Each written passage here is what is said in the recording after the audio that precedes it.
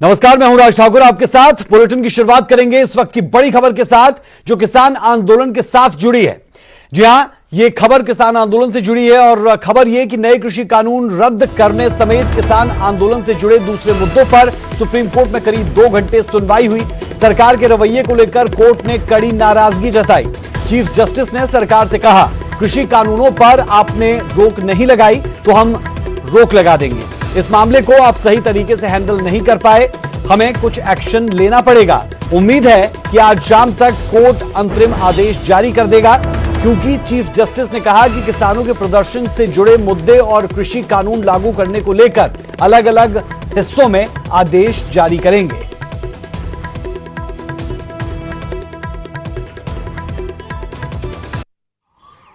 Relief दी जा रही। किसानों के भले का कानून है तो किसानी जब उसका विरोध कर रहा है तो आप इस किसानों के कानून को रोक दें, उस पर रोक लगा दें। रोक लगाना आवश्यक है। इससे फिर अटॉर्नी जनरल तरफ से कहा गया कि 26 जनवरी को 2000 ट्रैक्टर आ जाएंगे दिल्ली में।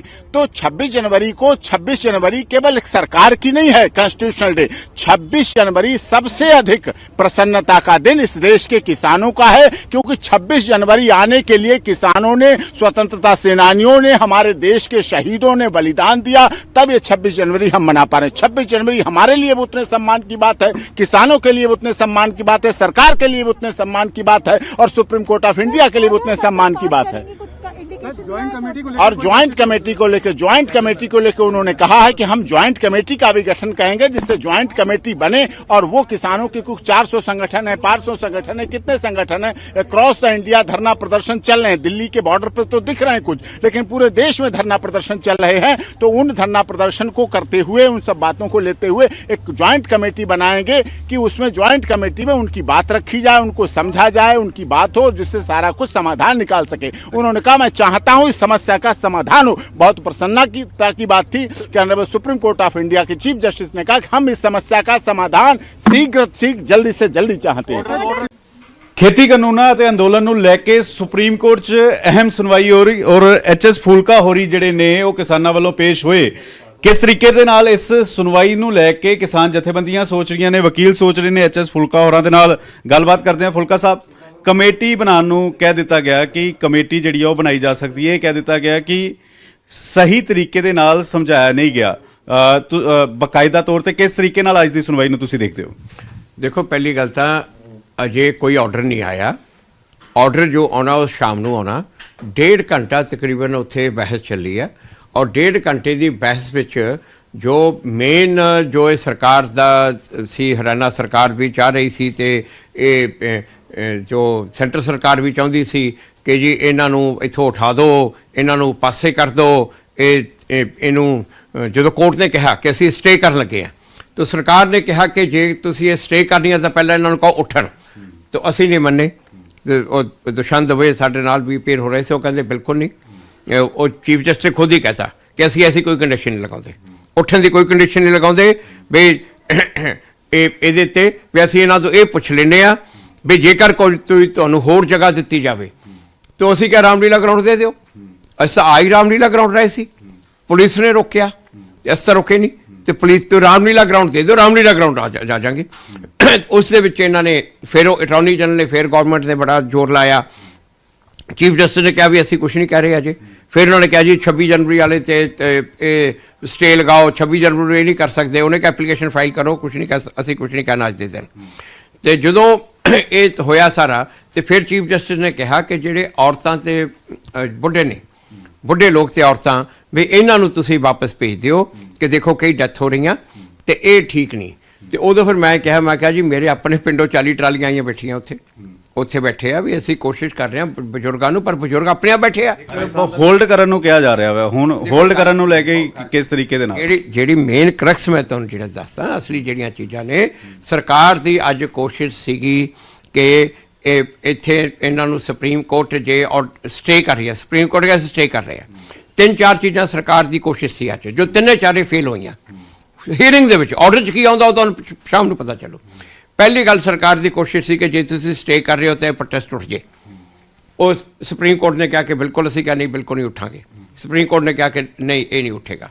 दूजी गल सरकार की सी, जे तुसीं कमेटी अपॉइंट कर रहे हो, असीं तां कमेटी ते भी हाँ नहीं कीती अजे, असीं कहा जी असीं पुछ के दसांगे।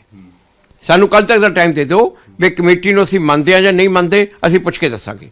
ਤੇ ਸੁਪਰੀਮ ਕੋਰਟ ਨੇ ਕਿਹਾ ਕਿ ਫਿਰ ਅਸੀਂ ਕਮੇਟੀ ਆਪਣੇ ਆਪ ਹੀ ਕਰ ਦਾਂਗੇ, ਸਾਨੂੰ ਤੁਹਾਨੂੰ ਪੁੱਛਣ ਦੀ ਕੀ ਲੋੜ ਆ। ਦੁਸ਼ਯੰਤ ਦਵੇ ਨੂੰ ਕਿਹਾ ਤੇ ਉਹ ਸਰਕਾਰ ਨੇ ਕਿਹਾ ਜੀ ਕਮੇਟੀ ਅੱਗੇ ਫੇਰ ਨਹੀਂ ਹੋਣਗੇ। ਤੇ ਸੁਪਰੀਮ ਕੋਰਟ ਨੇ ਕਿਹਾ ਕਿ ਜੇ ਸਰਕਾਰ ਨਾਲ ਗੱਲ ਕਰ ਰਹੀ ਆ ਤੇ ਸੁਪਰੀਮ ਕੋਰਟ ਦੀ ਅਪੁਆਇੰਟਡ ਕਮੇਟੀ ਉੱਥੇ ਬੈਠੀ ਹੈ ਤਾਂ ਉਹ ਕਿਵੇਂ ਮਨਾ ਕਰ ਸਕਦੇ ਆ। ਪਰ ਸਾਡੇ ਵੱਲੋਂ ਅਸੀਂ ਕਿਹਾ ਸੀ ਕਿਸਾਨਾਂ ਨਾਲ ਗੱਲ ਕਰਕੇ ਕੱਲ੍ਹ ਨੂੰ ਦੱਸਾਂਗੇ ਇਸ ਬਾਰੇ। ਉਹਨਾਂ ਨੇ ਕਿਹਾ ਹੁਣ ਬਾਅਦ 'ਚ ਉਹਨੇ ਕਿਹਾ ਸੀ ਆਰਡਰ ਦੇ ਵਿੱਚ ਲਿਖਦੇ ਹਾਂ, ਅਸੀਂ ਅੱਧਾ ਆਰਡਰ ਅੱਜ ਪਾਸ ਕਰ ਦਾਂਗੇ, ਅੱਧਾ ਬਾਕੀ ਕੱਲ੍ਹ ਨੂੰ ਕਰਾਂਗੇ। ਸ਼ਾਮ ਨੂੰ ਅੱਜ ਸਾਡੀ ਮੀਟਿੰਗ ਹੈ, ਉਹਦੇ 'ਤੇ ਫੈਸਲਾ। ਅਗਲੀ ਗੱਲ ਸਰਕਾਰ ਕੀ ਕਹਿ ਰਹੀ ਸੀ ਕਿ ਜੇ ਕਮੇਟੀ ਤੁਸੀਂ ਅਪੁਆਇੰਟ ਕਰੋਗੇ, ਰਿਟਾਇਰਡ ਸੁਪਰੀਮ ਕੋਰਟ ਦੇ ਚੀਫ ਜਸਟਿਸ ਦੀ ਕਮੇਟੀ ਦੀ ਗੱਲ ਹੋ ਰਹੀ ਹੈ, ਕਮੇਟੀ ਅਪੁਆਇੰਟ ਕਰੋਗੇ ਉਹਦੇ 'ਚ ਇਹ ਕੀ ਇਹਦੇ 'ਚ ਅਮੈਂਡਮੈਂਟ ਹੋਣੀਆਂ ਚਾਹੀਦੀਆਂ ਇਹ ਆ ਕੇ ਦੱਸਣ। ਤੇ ਇਹਨਾਂ ਨੇ ਅਸੀਂ ਕਿਹਾ ਜੀ ਸਾਡੀ ਡਿਮਾਂਡ ਤਾਂ ਰਿਪੀਲ ਆ। ਤਾਂ ਚੀਫ ਜਸਟਿਸ ਨੇ ਕਿਹਾ ਮੈਂ ਕੋਈ ਕੰਡੀਸ਼ਨ ਨਹੀਂ ਲਗਾਉਂਦਾ, ਇਹ ਰਿਪੀਲ ਦੀ ਡਿਮਾਂਡ ਕਰਦੇ ਜਾ ਕੇ ਕਮੇਟੀ ਨੂੰ ਕਨਵਿੰਸ ਕਰਾਉਣ ਕਿ ਲਾਅ ਗਲਤ ਆ।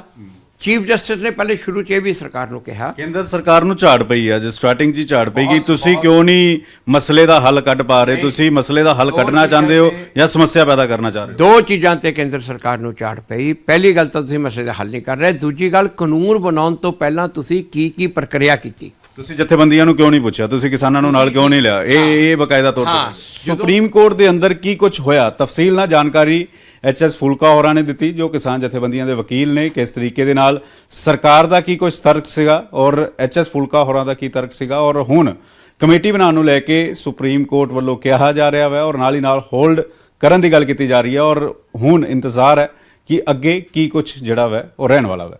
ਕੈਮਰਾਮੈਨ ਵਿਨੋਦ ਦੇ ਨਾਲ Pankaj Kapai, news 18 Delhi. Supreme court ਵਿੱਚ ਹੋਈ ਸੁਣਵਾਈ ਵਿੱਚ ਅੱਜ ਸਖਤ ਟਿੱਪਣੀਆਂ ਸਾਹਮਣੇ ਆਈਆਂ ਨੇ। ਇਸ ਵਕਤ ਮੇਰੇ ਨਾਲ ਪੰਜਾਬ ਸਰਕਾਰ ਦੇ ਕੈਬਨਿਟ ਮਿਨਿਸਟਰ ਸੁਖਜਿੰਦਰ ਸਿੰਘ ਰੰਧਾਵਾ ਜੀ ਨੇ। ਰੰਧਾਵਾ ਸਾਹਿਬ, ਅੱਜ ਦੀਆਂ ਇਹਨਾਂ ਟਿੱਪਣੀਆਂ ਨੂੰ ਪਹਿਲਾਂ ਤਾਂ ਕਿਸ ਤਰ੍ਹਾਂ ਦੇਖ ਰਹੇ ਹੋ, ਜਿਹੜੀਆਂ ਤੁਸੀਂ ਵੀ ਪਟੀਸ਼ਨਾਂ ਪੂਰੀਆਂ ਪੜ੍ਹੀਆਂ ਹੋਣੀਆਂ ਕਿ ਕਿਹੜੀ ਟਿੱਪਣੀਆਂ ਸੁਪਰੀਮ ਕੋਰਟ ਨੇ ਕੀਤੀਆਂ? ਵੇਖੋ, ਮੈਂ ਆਪਣੀ ਲਾਈਫ ਦੇ ਵਿੱਚ ਪਹਿਲੀ ਵਾਰ ਦੇਖਿਆ ਕਿ ਸੁਪਰੀਮ ਕੋਰਟ ਜਾਂ ਕੋਈ ਕੋਰਟ ਇਹਨਾਂ ਸਖਤ ਰੁਖ ਅਪਣਾਇਆ ਜਿਹਨੇ, ਔਰ ਜਿਹੜੇ ਆਬਜ਼ਰਵੇਸ਼ਨ ਦਿੱਤੀਆਂ ਨੇ, ਉਹਨਾਂ ਨੇ ਟਿੱਪਣੀਆਂ ਦਿੱਤੀਆਂ ਨੇ, ਉਹ ਬੜੀਆਂ ਸਖਤ ਨੇ। ਉਹਨਾਂ ਨੇ ਇਹ ਕਿਹਾ ਕਿ ਤੁਸੀਂ ਹੱਲ ਕਰਨਾ ਚਾਹੁੰਦੇ ਹੋ ਕਿ ਨਹੀਂ ਚਾਹੁੰਦੇ, ਕਿਉਂ ਪ੍ਰੋਬਲਮ ਕ੍ਰੀਏਟ ਕਰ ਰਹੇ ਹੋ। ਸਰਕਾਰ ਨੂੰ ਕਹਿਣਾ ਇਹ ਗੱਲ ਕਿ ਅਸੀਂ ਇੰਟਰਵੀਨ ਕਰੀਏ ਤੇ ਅਸੀਂ ਅੱਗੇ ਆਈਏ, ਇਹ ਬੜੀ ਵੱਡੀ ਗੱਲ ਹੈ। ਇਹਦੇ ਵਿੱਚ ਸਾਨੂੰ ਪੋਲੀਟੀਕਲ ਪਾਰਟੀਆਂ ਜਿਹੜੀਆਂ ਇਲੈਕਸ਼ਨ ਲੜ ਕੇ ਆਉਂਦੀਆਂ ਨੇ, ਸਰਕਾਰ ਬਣਾਉਂਦੀਆਂ ਨੇ, ਤੇ ਉਹ ਜੇ ਲੋਕਾਂ ਦੇ ਅਗੇਂਸਟ ਆਪਣੇ ਕੋਈ ਫੈਸਲੇ ਕਰਨ ਤੇ ਉਹਦੇ ਤੋਂ ਬਾਅਦ ਕੋਰਟਾਂ ਸਾਡੀ ਫੇਵਰ ਦੇ ਵਿੱਚ, ਕਿਸਾਨਾਂ ਦੀ ਫੇਵਰ ਦੇ ਵਿੱਚ, ਲੋਕਾਂ ਦੀ ਫੇਵਰ ਦੇ ਵਿੱਚ ਇਹੋ ਜਿਹੇ ਕਰਨ ਕਿ ਪ੍ਰੋਟੈਸਟ ਜਾਰੀ ਰਹਿਣਗੇ, ਪ੍ਰੋਟੈਸਟਾਂ ਦੇ ਉੱਤੇ ਕੋਈ ਰੋਕ ਨਹੀਂ। ਇਹਦਾ ਮਤਲਬ ਸੁਪਰੀਮ ਕੋਰਟ ਨੇ ਹਿੰਦੁਸਤਾਨ ਦੀ ਡੈਮੋਕ੍ਰੇਸੀ ਨੂੰ ਬਚਾਉਣ ਦੀ ਪੂਰੀ ਕੋਸ਼ਿਸ਼ ਕੀਤੀ ਆ ਕਿ ਇਹ ਨਾ ਹੋਏ ਕਿ ਜਿਹੜਾ ਐਡਾ ਵੱਡਾ ਡੈਮੋਕ੍ਰੈਟਿਕ ਸੈਟਅਪ ਹੈ ਸਾਡਾ, ਵਰਲਡ ਦੇ ਵਿੱਚ ਸਭ ਤੋਂ ਵੱਡੀ ਡੈਮੋਕ੍ਰੇਸੀ ਕਿਹਾ ਗਿਆ ਕਿ ਇੰਡੀਆ ਦੀ ਡੈਮੋਕ੍ਰੇਸੀ ਜਿਹੜੀ ਸਭ ਤੋਂ ਵੱਡੀ ਹੈ, ਉਹਨੂੰ ਅੱਜ ਸੁਪਰੀਮ ਕੋਰਟ ਨੇ ਬਚਾ ਲਿਆ ਕਿ ਇਹਨੂੰ ਇਸ ਲੋਕਤੰਤਰ ਨੂੰ, ਉਸ ਜਿਹੜੀ ਡਿਕਟੇਟਰਸ਼ਿਪ ਵੱਲ ਜਿਹੜੀ ਜਾ ਰਹੀ ਸੀ, ਉਹਨੂੰ ਜਿਹੜੇ ਲੋਕਤੰਤਰ ਨੂੰ ਖਤਮ ਕਰਨ ਵਾਲੇ ਪਾਸੇ ਇਹ ਗਵਰਨਮੈਂਟ ਜਾ ਰਹੀ ਸੀ, ਉਹਨੂੰ ਅੱਜ ਇੱਥੇ ਬ੍ਰੇਕ ਲੱਗ ਗਈ ਹੈ। ਔਰ ਇਹ ਜਿਹੜੀ ਡਿਸੀਜਨ ਸੁਪਰੀਮ ਕੋਰਟ ਦੇ ਦਿੱਤਾ, ਇਹਦਾ ਜੱਜ ਸਾਹਿਬਾਨ ਦਾ ਬਹੁਤ ਧੰਨਵਾਦ, ਔਰ ਅਸੀਂ ਉਹਨਾਂ ਅੱਗੇ ਸਾਡਾ ਸਿਰ ਝੁਕਦਾ ਕਿ ਕੀ ਅੱਜ ਕੱਲ੍ਹ ਦੇ ਜੋ ਹਾਲਾਤ ਚੱਲ ਰਹੇ ਨੇ, ਹਰ ਬੰਦਾ ਡਰ ਰਿਹਾ। ਸੁਪਰੀਮ ਕੋਰਟ ਦੀ ਇੱਕ ਕੋਰਟ ਸੀ, ਕਹਿੰਦੇ ਜੀ ਇਹਨਾਂ ਬਿੱਲਾਂ ਤੇ ਰੋਕ ਤੁਸੀਂ ਲਗਾਓਗੇ ਜਾਂ ਅਸੀਂ ਲਗਾਈਏ? ਬਿਲਕੁਲ ਇਹੀ ਮੈਂ ਤੁਹਾਨੂੰ ਕਿਹਾ ਕਿ ਉਹਨਾਂ ਨੇ ਜੋ ਕਿਹਾ ਕਿ ਇਹਨਾਂ ਦੇ ਤੁਸੀਂ ਰੋਕ ਲਾਉਣੀ ਹੈ ਕਿ ਅਸੀਂ ਲਾਈਏ, ਪਰ ਉਹਨਾਂ ਦਾ ਜਿਹੜੇ ਸੋਲੀਸਿਟਰ ਜਨਰਲ ਸੀ, ਉਹਨਾਂ ਨੇ ਆਪਣੀ ਆਬਜ਼ਰਵੇਸ਼ਨ ਦੇਣ ਦੇ ਬਾਵਜੂਦ ਸੁਪਰੀਮ ਕੋਰਟ ਨੇ ਫਿਰ ਜੋ ਉਹਨਾਂ ਨੇ ਸੁਪਰੀਮ ਕੋਰਟ ਨੇ ਕਿਹਾ ਕਿ ਤੁਸੀਂ ਲਾਓਗੇ ਕਿ ਅਸੀਂ ਲਾਈਏ, ਫਿਰ ਸੁਪਰੀਮ ਕੋਰਟ ਨੂੰ ਲਾਉਣੇ ਪਏ। ਜੇ ਸਰਕਾਰ ਉੱਥੇ ਕਹਿ ਦਿੰਦੀ ਤੇ ਮੇਰਾ ਖਿਆਲ ਮੋਦੀ ਸਾਹਿਬ ਦਾ ਕੱਦ ਉੱਚਾ ਹੋਣਾ ਸੀ। ਅੱਜ ਮੋਦੀ ਦਾ ਕੱਦ ਬਹੁਤ ਨੀਵਾਂ ਹੋ ਗਿਆ ਜਿੰਨੀ ਮੈਜੋਰਿਟੀ ਮਿਲੀ। ਕੈਮਰਾਮੈਨ ਸੰਦੀਪ ਦੇ ਨਾਲ ਰੋਹਿਤ ਬੰਸਲ, ਪੱਕਾ ਨਿਊਜ਼ 18 ਪੰਜਾਬ, ਚੰਡੀਗੜ੍ਹ।